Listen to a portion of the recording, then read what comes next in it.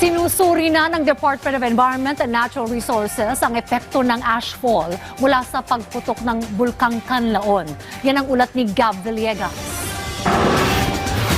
Tinitignan na ng Department of Environment and Natural Resources ang epekto ng ashfall ng Bulkang Kanlaon sa mga komunidad. Ayon kay DNR Secretary Maria Antonia Yulo Laizaga, maraming tinitignang component pagdating sa abong ibinagsak. Katuwang ng ahensya ang National Aeronautic Space Administration o NASA ng Estados Unidos, Manila Observatory at Korean Space Agency at iba pa pagdating naman sa pag-assess ng air quality. Base sa pinakahuling satellite image na nakuha ng Manila Observatory mula sa Korean counterparts, umabot na sa Panay Island ang abo na ibinuga ng Kanlaon. Dagdag pa ng kalihim na makakaapekto sa baga ang abo ng bulkan at nagiging acidic rin ang tubig sa oras na bumagsak ito dulot ng sulfur dioxide. Anya, kinakailangan matreat ng maayos ang tubig sa mga lugar na nabagsakan ng ashfall mula sa Kanlaon. Direkta ring nakikipag-ugnayan ng DNR sa Office of Civil Defense pagdating sa kalidad ng tubig sa mga komunidad na apektado ng ashfall.